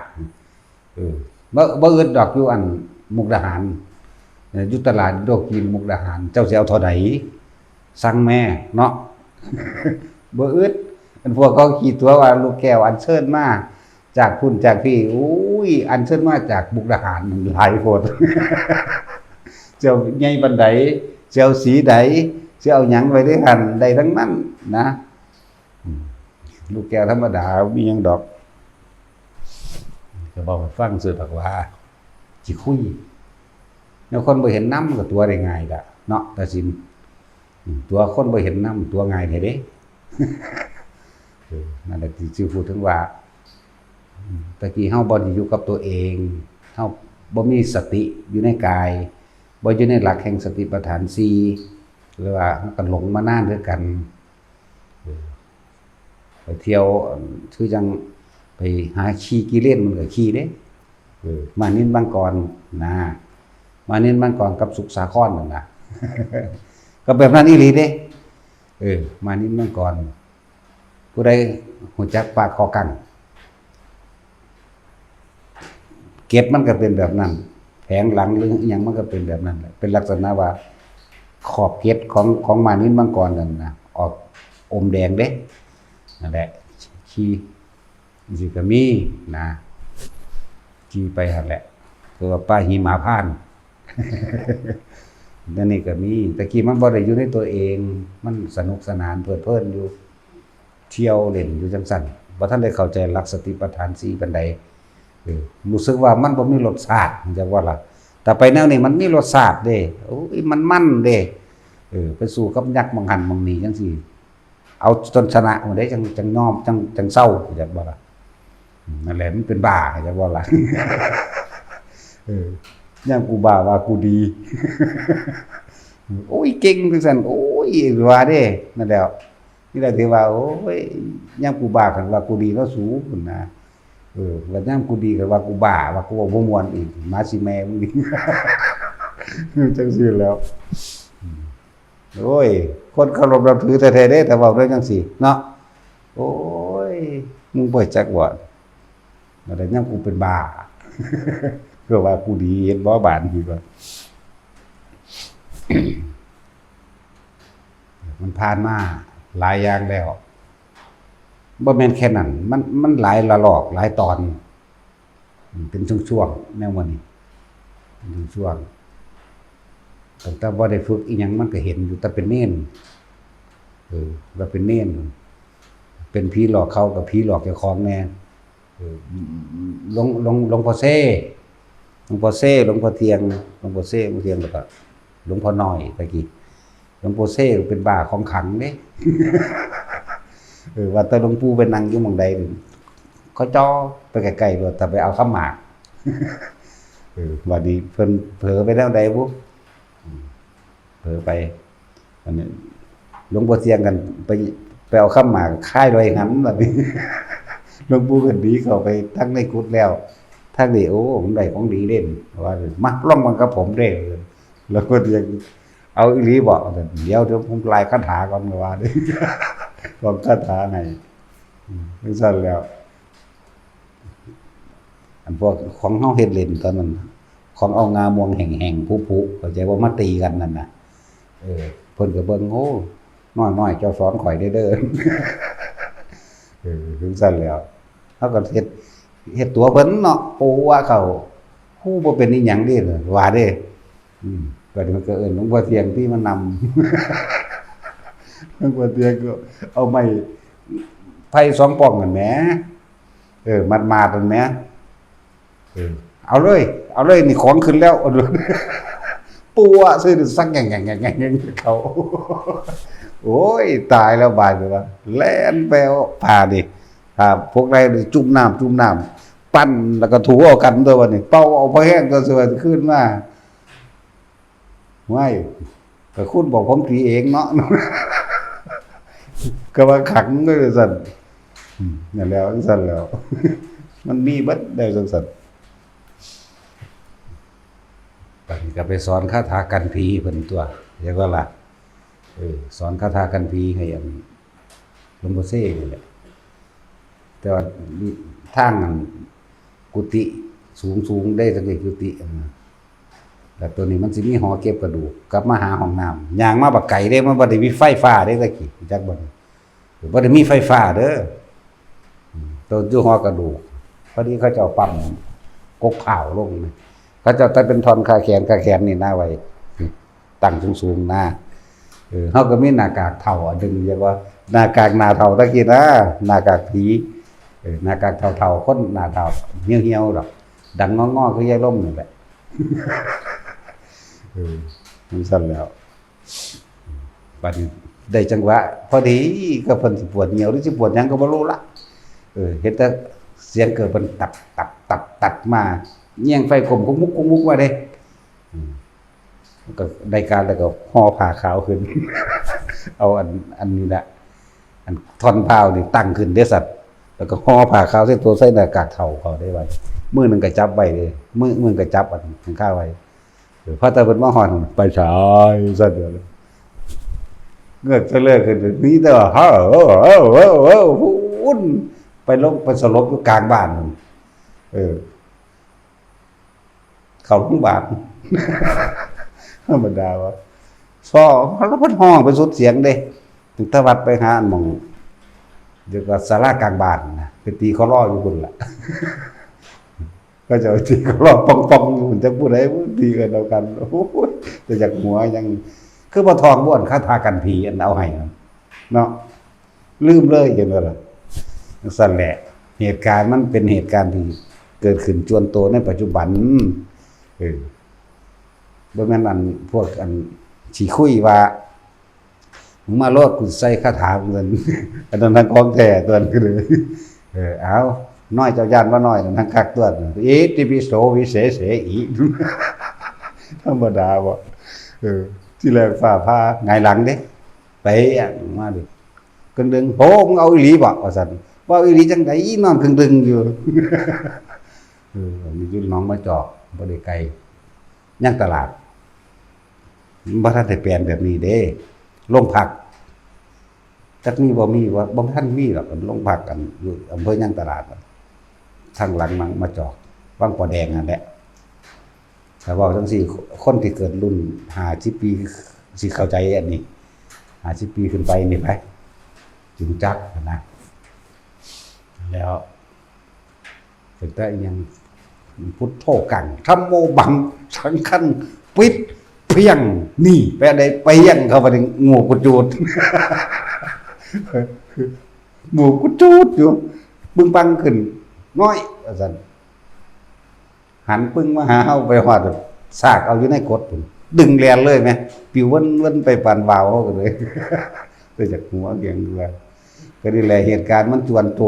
เหตุการณ์มันประสันหน้าเป็นของจริงเป็นปัจจุบันบ่แม่นเพิ่นนั่งว่าสิถ้ามึงมาโลดถือคาถากูจังซั่นจังซี่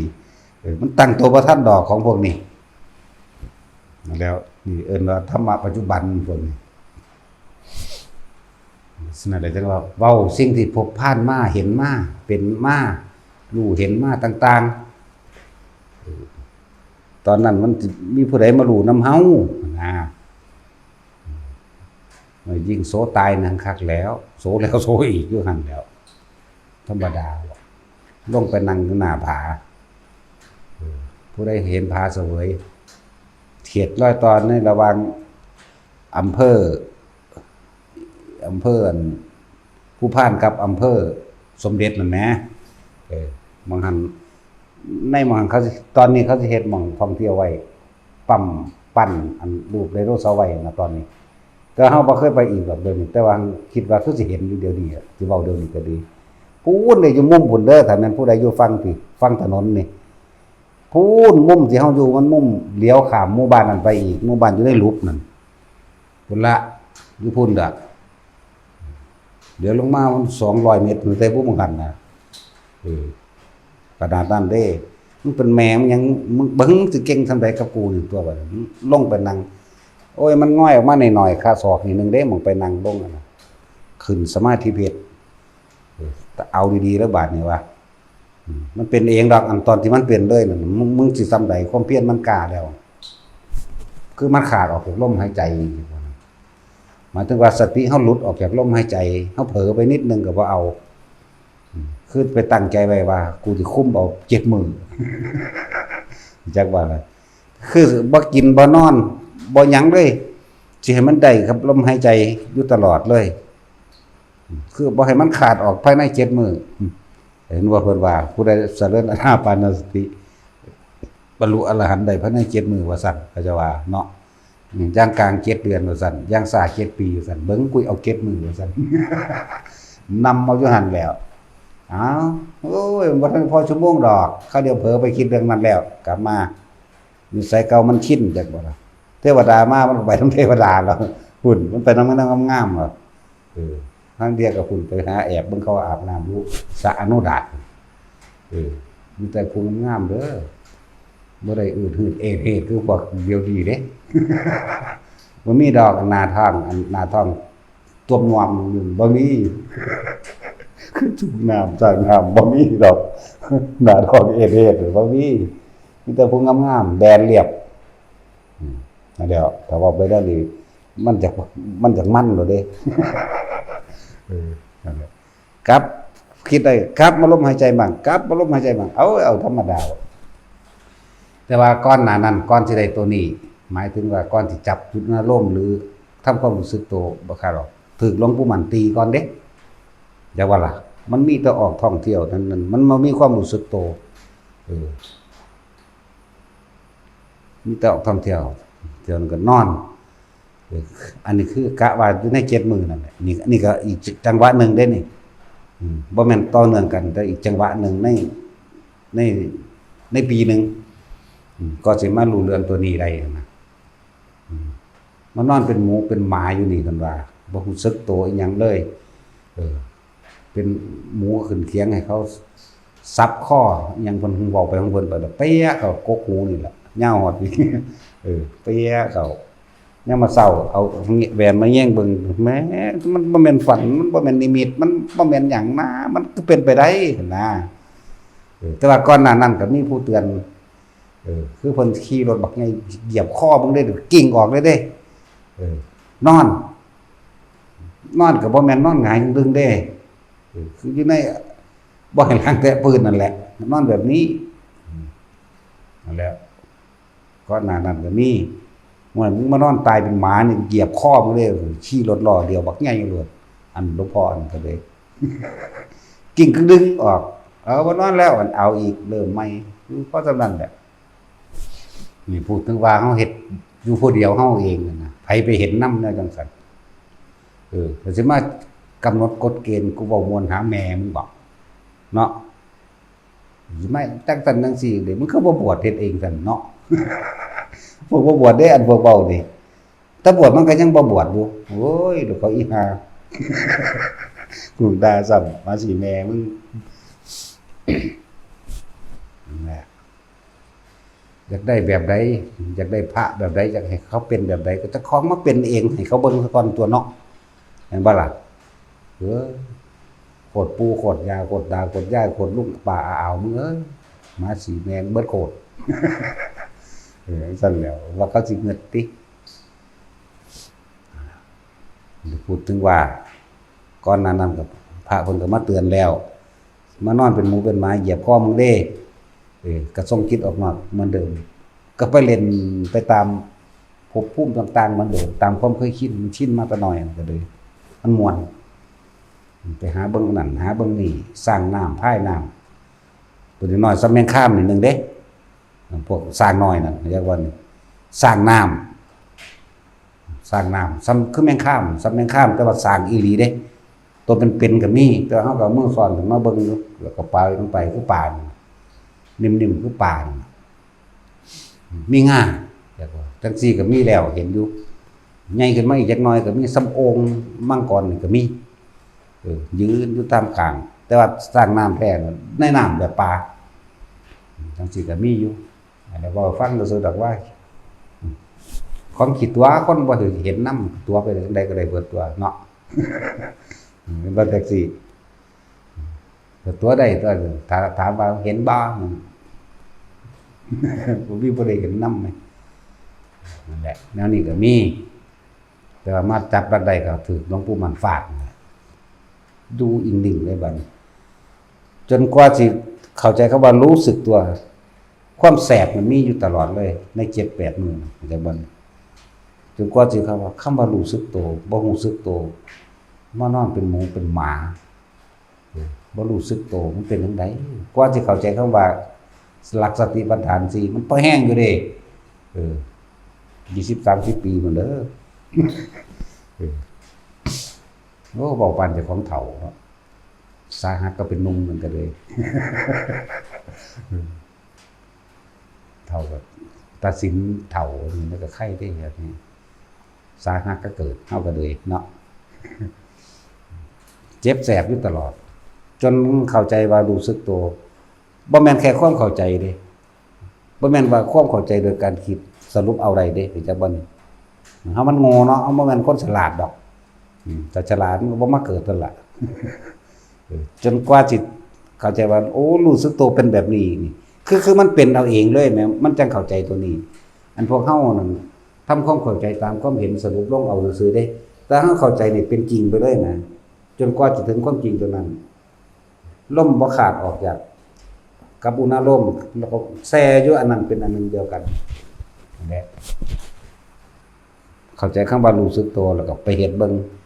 แต่ว่าเผลอออกคือว่าสิเก็บมื้อขาดอีกอยู่นาทีนึงสิฮอด7มื้อจังซี่เผลอไปล่ะตั้งใหม่ตั้งหนึ่งใหม่เฮ็ดอยู่ซั่น6 เดือนกว่า มันธรรมดาเด้แล้ววันนี้จนว่าเอามึงเป็นแมวแนวใดกระดอยกระเดียดแต่ตัวบัดลงหน้าผานั่นแหละพอดีมีงาใหม่เครือใหม่อยู่หั่นแหละแขนลงไปก็นั่งซีรีส์บัดอยู่กับลมเลยเผลอเมื่อไหร่คือลงเลยอยากบัดงวยบึบลงเลยเด้น่ะแงกหน่อยๆเท่านี้ก็ต้องลงเลยว่าขาครึ่งหนึ่งมันอยู่อันนั้นแล้วอากาศแล้วขนาดนั้นก็มีเครื่องหล่อเครื่องด้วงบักหลายเด้อมื่นตาพร้อมเด้นี่กระพริบอยู่ดอกเรื่องกระพริบเนี่ยต้องบอกรายละเอียดแล้วสิว่ากึ่งยุ่งสิอีกมันบ่ได้กึ่งยุ่งสิดอกกระพริบตาเป็นธรรมดานั่นแหละแต่ว่าสติหรือความรู้สึกตัวนี่อยู่กับนี่ตลอดแล้วก็เป็นคืนน้ำทะเลมาเป็นจระเข้เป็นหยังที่เป็นตะยานมาแล้วก็เป็นคนขี่ม้ามาเอาดาบฟันเดี๋ยวก็เป็นพุ่งเหลาใส่หอกใส่เดี๋ยวก็เป็นยิ่งธนูใส่แต่มีแต่อาวุธโบราณเด้อาวุธสมัยใหม่บ่มีอันที่ว่าเห็นปังต่างนะมานี่เดี๋ยวก็แส่หวายมานี่เพิ่มแส่หวายมาเดี๋ยวก็เป็นฝนตกฟ้าห้องลมบึ้มบั่มตึ้งตั้งฟ้าผ่าเปี้ยงป้างเข้ามาเด้เป็นไปเบิดเป็นคือจังเฮานั่งอยู่ผู้เดียวมันอยู่แล้วแต่เฮาอยู่โล่งๆนั่นแหละแต่สิ่งที่มันเกิดขึ้นเกิดกับสถานนั้นกับเฮาอยู่หน้าผาเลยเด้เกิดแบบจริงๆแบบนั้นเลยนะเพียงแต่ว่าบ่ออกจากลมเท่านั้นนี่แหละจังว่าเกิดหยังขึ้นอยู่ในลมหายใจเด้อไผก็ดีก็เอาสิ่งตัวของเป็นนี่ได้มาแต่ว่ายืนยันตัดสินกับไผเด้ว่าต้องอย่างนี้เท่านั้นอย่างอื่นไม่จริงบ่แม่นเด้อแล้วแต่วิธีของไผของมันนะเพราะว่าเขาเป็นมาเดือเขาก็เว้าสิ่งที่เขาเป็นมาให้ฟังซื่อๆเด้พูดให้ฟังบ่ได้พูดให้เชื่อบ่แม่นกดตายโตแล้วก็บ่ยืนว่าจริงหรือบ่จริงก็ช่างคนผู้นั้นต้องไปเป็นเอาเองมันสั่นแล้วอาวุธที่เขาพุ่งมานี่เป็นเหลาไหมบ่แม่นไม่เข้าลาวเฮาเขาบางทีมันคือจังไปคันลาวบ่คือมื้อนี้ใครอยู่ซั่นลาวนี่เป็นเหล็กแหลมสวยปลายเข้าใจบ่นี่คือปลายเข็มทั้งนั้นปลายเข็มทั้งนี้เนี่ยนะมันเป็นอาวุธชนิดหนึ่งเป็นอาวุธโบราณเป็นหอกเป็นจักรเป็นกฤษหอกสามงามเป็นคือจังพญายมบาลมาฮอดฟันใส่โลดนั่นแหละสูงไง4 เมตรพุ่นเด้อธรรมดาเด้มันเป็นมานั่นน่ะเป็นจังซั่นจนหลายอย่างเป็นเนี่ยเป็นตะยานก่อนที่แรกเป็นคือคนมาขาเฮาเป็นตะยานก่อนนั่นแหละเป็นน้ำทะเลก็เป็นไฟใหม่ปลาบึมบั่มมากก็แม่นคือจังเฮานั่งอยู่หน้าปลาอีหลีนี่เด้แล้วจังว่าคำว่ารู้สึกโตคำว่าถึกแสหลวงปู่มั่นแล้วก็ได้คำเตือนจากอีพ่อใหญ่บัวเฮานำถ้ามึงออกจากหูดังนำใดมึงทุกข์โลดเกิดใหม่โลดนี่อันนี้นี่แหละนั่นแหละมันก็มีแนวโมนี้แหละก็เลยว่าแต่ละคนฝึกหัดปฏิบัติทำมันใจตนเองในความบริสุทธิ์ใจคือบ่อยากได้บ่อยากคือบ่อยากร่ำบ่อยากรวยอยากซื้ออยากเสียงอิหยังบ่มีเลยนี่แหมเลยว่าปกติจิตของเราเองศีลปกตินี่ไหมความปกติคือบ่คิดนึกความอยากได้อยากดีอยากมีอยากเป็นอย่างเด้แต่ว่ามันมีความอันนึงอยู่ว่าอยากพ้นซื่อๆเนี่ยนะแล้วก็ทิ้งตัวนั้นออกเลยว่าอยู่ในปัจจุบันแค่ลมหายใจนี่แหละหลายจังหวะอยู่บ่ได้แม่นต่อเนื่องกันมื้อเดียว2มื้อเด้ที่เว้ามานี่เด้อไผก็ดีมันนั่งปอกลงจะเอาคือเพิ่นโลดบ่แม่นเด้เอาคือก็เอาทำไม30 ปีเอาทำไมนะอันนอกนั้นเล่นๆดึงน่ะอันที่นั่นมาน่ะมันเป็นเด็กน้อยน่ะเล่นๆผีดึงขาอยู่ในโรงฆ่าสัตว์พากันไปนอนโรงฆ่าสัตว์มื้อนี้ดึงแก้ตลาดตกปุกลงมันเด้เช้าหาหมู่พูน50 เมตรละบักห่านั่นแล่นมันสิก็มีมันเป็นคืออิหยังดำๆคุมลึมแต่มันก็จับขาเฮาเย็นจับข้อขาเฮานี่ดึงลากไปเลยตกปุกลงหมดเด้เศร้าหาหมู่ซั่นต้องเป็นห่วงหมู่เด้ซั่นว่าบ่แม่นญาณเด้เป็นห่วงหมู่เด้ เศร้าหาสิปลุกเอากันเล่นตั้งแต่ผู้พูดหา10เมตรหรือ100เมตรผู้บักหาเอ้ยก็ถากูแน่ถาแม่มึงว่ากูพันได้ลุกอยู่ เอาอีกแล้วอันนี้ก็เลยถากูแน่ซั่นโอ้ยถาแม่งบอกกูว่าถ้าได้ลุกได้อยู่หิมพลิกดึงกูตกในมึงนี่อยู่ดอกอะไรอีกอันเป็นห่วงหมู่เด้นั่นน่ะที่ว่าสิยันมันเป็นอันตรายเด้นั่นสิเศร้าหาตกลงไปพุ่นแล้วพูดยินแต่เสียงถากูแน่อยู่พุ่นโอ้ยสาหีแม่มึงบอกมึงไป100เมตรแล้วกูว่าได้ลุกอยู่นั่นแหละอันพวกนี้ก็เป็นตาเป็นเน้นดอกอันนี้เป็นเมนนี่แนววังสิคือน้องเขาบอกปัจจุบันนันกอยนี่หลายจังหวะว่าดันกอยนี่ฝึกไปเถอะถ้าเฮามีความบริสุทธิ์ใจในความบ่อยากได้บ่อยากดีบ่อยากมีบ่อยากเป็นหยังแต่ว่าสิทำความรู้สึกตัวให้มันได้ในตัวเองรู้สึกตัวแค่อยู่กับลมนี่หรืออยู่กับอุณหภูมินี่แหละลมกับอุณหภูมิสิแซ่ลงเป็นเดียวกันเลยเด้อีหยังเกิดขึ้นตาให้ยินหูได้ตาเห็นหูได้ยินหยังก็สร้างมันสิบ่ออกเด้อยู่จังซี่แต่ก็เอาตัณหาละตัณหาแหละคือเอาความอยากเพิ่นก็คนกูก็คนอย่างว่านี่เป็นหยังเฮ็ดบ่ได้นี่เรื่องว่าเอาละตัณหาละเอาความอยากละความอยากหยังอยากพ้นหรืออยากเป็นอรหันต์นั่นแหละก็ว่าไปเฮ็ดไปเรื่อยเมื่อกำลังมันกล้าขึ้นจากศรัทธาธรรมดาจากศรัทธาอันเกิดจากความคิดแต่ว่าเกิดกลายเป็นศรัทธาที่มีกำลังโดยการเป็นเองจากว่านี้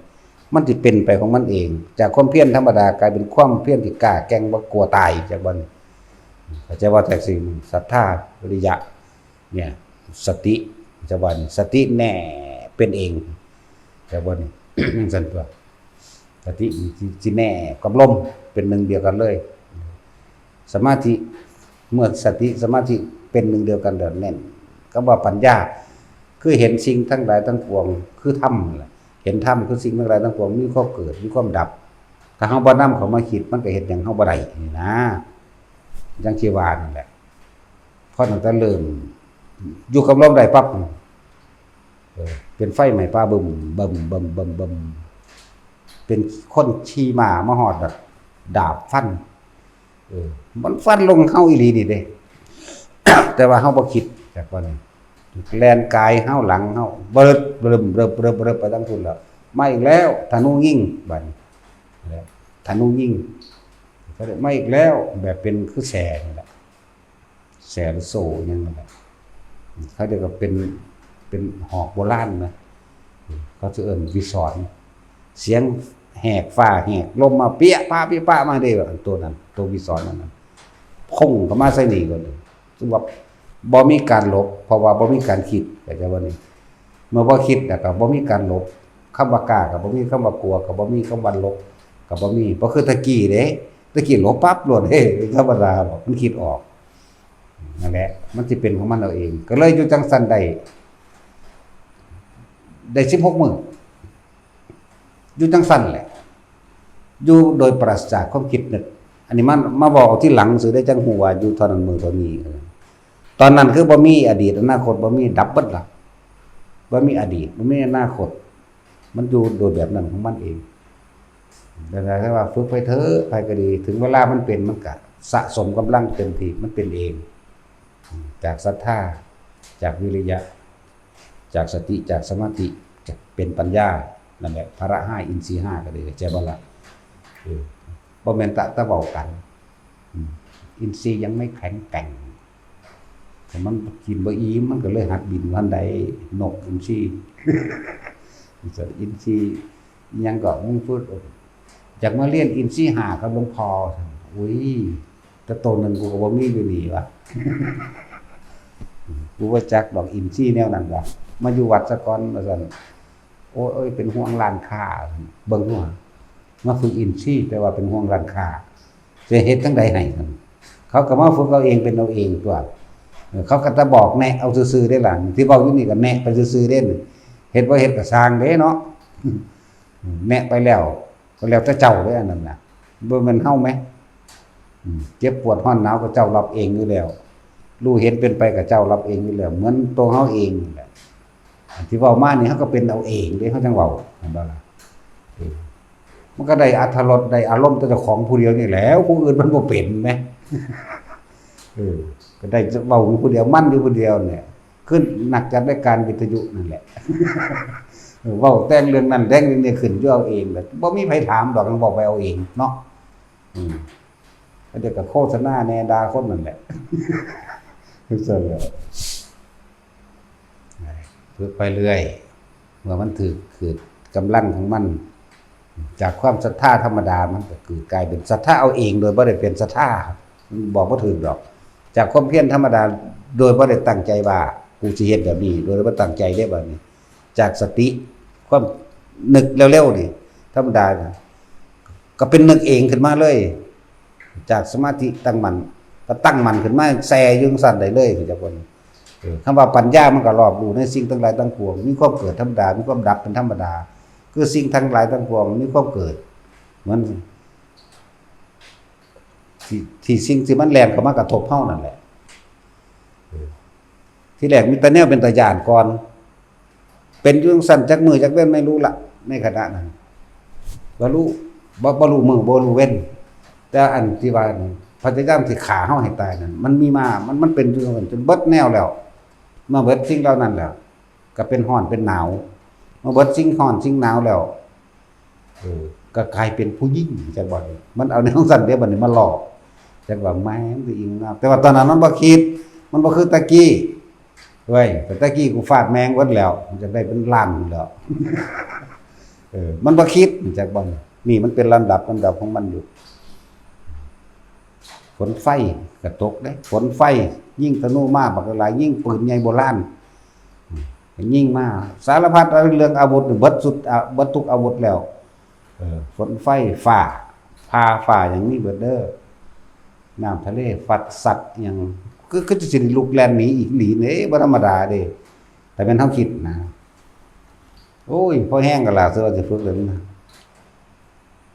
ก็สิได้ซ้ำนั่นนะมัน5เดือน6เดือนเด้นั่นน่ะกว่าจะไปตั้งคมอยู่ซั่นใดใช่บ่ล่ะแล้วอันนี้โตผู้หญิงเฮาก็เบิ่งซื่อเดี๋ยวก็เกิดเป็น15 16ปีเดี๋ยวก็ไหลไป20ปีเดี๋ยวก็ไหลไป30ปี40ปี50ปีอยู่ใน50ปีแหละเกินนั้นเฮาบ่เบิ่งอยู่แล้วเบิ่งบ่เบิ่งมันก็เห็นอยู่แล้วนะว่าซั่นสิเว้าว่าซ้ำอัน10 50ปีสีงามๆแน่เป็นสาวอันนี้หรือว่ากูเฒ่าเนาะวะนั่นแหละทุกอย่างมันก็สลายไปเบิดแล้วก็เหลือแต่ความว่างเบิดมันก็เลยเข้าใจว่างจากสิ่งที่มีเป็นแบบนี้เข้าใจบ่นี่ว่างจากสิ่งที่มีคือพูดผีปีศาจคือเขามาฆ่าเฮาคือเขาสัตว์หอกเราแหลมยิงตะนูหอกปืนไฟยิงปืนใหญ่นี่ว่างจากสิ่งที่มีเพราะเฮาบ่คิดจักว่านี่อารมณ์ก็เกิดบ่ได้บ่ว่าสิเป็นเรื่องร้ายปานนี้สิ่งที่คนหนีบ่พ้นคือราคะเห็นบ่ตัวนี้ยากสุดนี่เขาก็เอาตะปูงามๆแล้วมาแก้ผ้าให้เบิ่งมาแก้เดี๋ยวนี้แม่กูถือแม่มึงเบิดนี่เนาะแต่บ่มาแก้กูขาอยู่เนาะตัดสินก็เอาแนวตัวนี้มาหลังจากตัวนี้มาก็หลายอย่างในเสียงดนตรีไพเราะเพราะพริ้งในหลายๆอย่างในดอกไม้ในความงามต่างๆที่ปรากฏขึ้นหลายๆอย่างในวิมานมื้อนี้สวยงามแล้วก็มีพระสงฆ์องค์เจ้ามาแสดงธรรมมั่งนั่นนี่มั่งสารพัดเด้บ่แม่นน้อยๆถ้าเกิดขึ้นในจักมือบ่รู้ต่อเนื่องตลอดเลยต่อเนื่องจนว่างไปเบิดจักบ่ว่าก็บ่ฮู้ล่ะจักว่าเวลาขึ้นมันก็ขึ้นไปโลดบัดนี้เฮาจังมาเบิ่งวันมันทีหลังตอนแรกก็บ่ได้สนใจว่าสิเบิ่งเด้มาคำนวณคำนึงเอาทีหลังเด้จักมือว่ะนะอดเข้าจักมือว่ะ49มื้อสูงสุดนั่งอยู่ในหันได้16มื้อสูงสุดมองเดียวทาเดียวเลย โดยบ่ได้นอนหลับบ่ได้หลับตามื่นตากระพริบตาเป็นธรรมดารู้สึกโตอยู่กระพริบตาว่ามันกึ่งจังซี่เด้ บางคน ข้อกับเข็ดตาตากับซักลงเลย ผมจะเป็นตาเอียงว่าซั่นโอ้ยผู้บักขามเอ้ยเป็นวิธีฝึกบอกว่าให้เหลือบตาเบิ่งปลายจมูกหายใจเข้าหายใจออกนึกก็เกิดเอาท่านั้นเป็นปีโลดใครแต่มึงไปอยู่จังซี่ที่จะหัวเองนี่แล้วฟังหยังบ่เข้าใจเด้อพวกที่บ้านี่ขึ้นอยู่เป็นอยู่นะคือญาติมันบ่ตรงหลักสูตรนะความหมายมันบ่ถิ่มหลักการก็จังว่าหลักการ หรือวิธีทำแล้วทางคนหมดจุตาเลหมดแล้วคงเป็นแบบนั้นวะหลายอย่างเฮ็ดไปเถอะก็บ่แม่นว่าสิเป็นเหมือนกันทั้งเบิดเด้อบางคนก็อยู่กับลมไปเลยก็มีบ่ได้บ่มีอุณหภูมิก็ตามแต่ว่ารู้สึกแตกโตแค่ในโพรงจมูกเจ้าของเองอยู่กับลมเลยลมก็เป็นเฉพาะลมเลยก่อนๆโอ้เดี๋ยวมันสิคิดไปว่าเป็นก้อนขลอดกันแล้วคือก้อนหินอีกแหละมีความรู้สึกเย็นอยู่ในแค่นั้นแล้วก็บ่ปรากฏภาพนิมิตบ่ปรากฏอีหยังหลายอย่างแต่ปิติมีอยู่ปิตินั่นแหละสิเป็นเครื่องทดสอบของเองเดี๋ยวก็ขนลุกเดี๋ยวก็กระตุกเนื้อแข้งขาเนื้อหลังหยังก็ว่าไปเดี๋ยวก็คล้ายๆกับซดหรือตึงโตขึ้นก็มีอยู่พวกจังซี่พวกบ่มีอุปนิสัยเห็นนั่นเห็นนี่ก็ปิติ5 6อย่างมีอยู่เหมือนเดิมนั่นแหละลักษณะนั้นแต่ก็บ่ต้องบ่ได้แต่คนฝึกไปแล้วก็คือบ่คิดบ่ไหลไปนั่นเองแต่ว่าจับลมอย่างเดียวผู้มีลมบัดผู้มีอุณหภูมิจังซี่ก็เฮ็ดไปนั่นแหละคือมันบอกโดยสรุปทั้งเบิดบ่ได้ดอกคนผู้นั้นต้องเป็นเอาเองนี่แหละจึงบอกว่าการบอกการสอนนั่นน่ะคือเจ้าของต้องสอนเจ้าของเอาเองเจ้าของเป็นเองเรื่องว่าสอนเจ้าของเองบอกเอาเองปัจจัตตังในตนเองนั่นแหละแล้วอันก็ใส่แต่คำพระพุทธเจ้ากันแล้วเฮาเนาะนั่นเราตถาคตก็ได้จะเป็นเพียงผู้บอกทางเท่านั้นเด้ส่วนการเดินทางนั่นแหละคือการลงมือทำนั่นแหละคือการสอนเจ้าของเองเพิ่นบอกซื่อๆเด้หนทางนั้นบ่ได้เสื่อมสลายไปไหนเพิ่นก็เขียนไว้แล้วบอกไว้แล้วบัญญัติไว้แล้วเฮ็ดไปตามนั้นพวกไปท่องจำเอาจินตนาการไปไปหาสรุปเหตุผลผิดถูกไปแล้ววันเถียงกันละสะไส้ไปแล้วเนาะพวกมันเป็นเองมันบ่เถียงเด้เว้าสำใดสำหนึ่งเขาขี้คร้านรำคาญหนีโลดเด้เนาะจังซั่นล่ะบ่ต้องสิว่าปัจจัตตังบ่ไปฝึกเอาเฮ็ดเอามึงผู้ใดเฮ็ดให้ไผได้ก็แล้วกันนะก็เลยบอกแต่ละคนว่าเฮาต้องมั่นใจในตนเองเฮายืนยันตนเองเฮาตัดสินตนเองเฮาบ่ต้องไปขอคำรับรองจากไผดอกว่าผมได้อนาคามีไปจังซี่คือจักว่าล่ะแต่ว่าตัดสินตนเองบางประเภทว่าอย่ามายุ่งกับผมนะผมได้อนาคามีแล้วได้ลูกคนนึงแล้วบักเม่นบักฮานั่นลูกผู้ที่2สิออกแล้วบ่ผมทำมันหลวงพ่อเลยนะว่าเด้มึงไปนั่งได้นั่งอยู่โขดหินโอ้ยแม่นมึงนอนหลับกิ้งลงมันก็บ่ลงดอกหม่องมึงไปนั่งกันน่ะของกูมันแม่นแบบนั้นมีการเว้าหลายอย่างบ่แม่นเว้าขึ้นมาเอาเองดอกเอาความรู้สึกตอบตัวเองก็จะว่าล่ะสิ่งเหล่านี้นั่นน่ะเรื่องว่าได้เพิ่งไปยืนยันแต่งตั้งเจ้าของว่าเป็นนั่นเป็นนี่หลายอยู่ซื่อๆโลดบาดมันเป็นดอกบ่ต้องเป็นดอกอรหันต์หรือว่าล่ะเป็นหยังก็สร้างหรือบ่เป็นหยังก็สร้างแม้รู้สึกตัวด้วยตัวเองในลมแหละอยู่ตรงนี้จะไปแต่งตั้งตัวเองว่าเป็นนั่นเป็นนี่จะไปหาคนมาฟังธรรมมันเป็นบ้าเขาบ่ฟังมันศูนย์ด้วยเขาเอานรกให้เขาทั้งสั้นแล้วคนบาปบุญบ่มีบุญบ่ถึงว่าดิโอ้ยบอกคนบาปเอ้ยว่าเด้ตกนรกเบิดอ่ะพุ่นว่าทั้งสั้นแล้วมันศูนย์เขาบ่มาฟังธรรมหลายเยอะแยะก็แต่เห็นคนย่างตัดหน้าโลดลูใส่โลดอยากแสดงธรรมจักว่าล่ะเดี๋ยวก็อ้างตัวเป็นภาษีเนาะสีหยังมึงว่า